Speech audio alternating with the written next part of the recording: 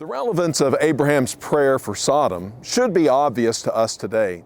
It answers the question of how God's people should intercede for its nation and its cities as they slouch toward Gomorrah. In Genesis 18, the Lord tells Abraham that his two angels are going to Sodom to investigate the reports of its debauchery.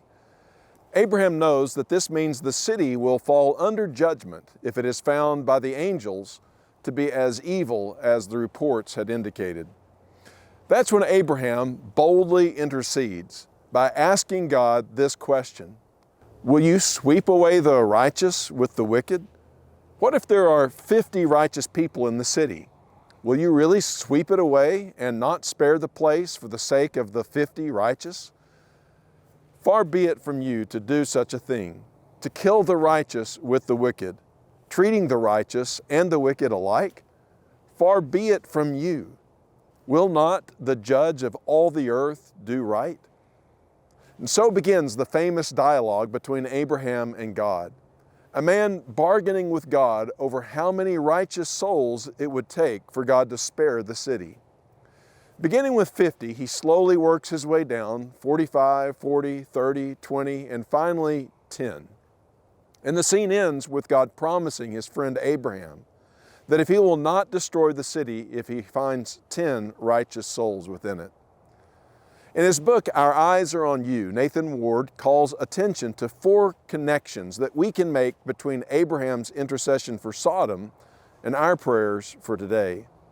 First, we see Abraham's openness with God in prayer. He does not hide his thoughts from God, but openly shares his reaction to God's plans.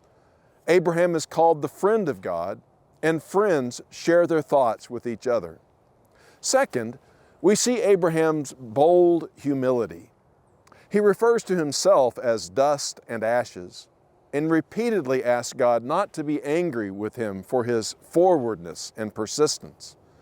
But humility does not negate making audacious requests.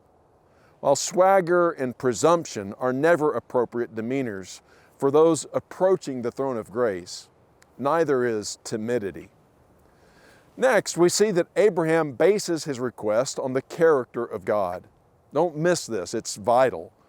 Abraham isn't asking God to spare the city out of his own personal preference, wishes, or desires, but he appeals to God based on God's own justice and mercy.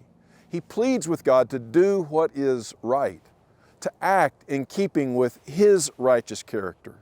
He says, will not the judge of all the earth do right? Far be it from you to do otherwise. One of the things we will learn this year about prayer is how frequently the biblical prayers lean on God's promises and self-revelation of character as the basis for their appeals. As we learn to pray, we must learn to appeal to God on the basis of who God is and what He has said He will do. And finally, we see Abraham praying in a manner consistent with his calling.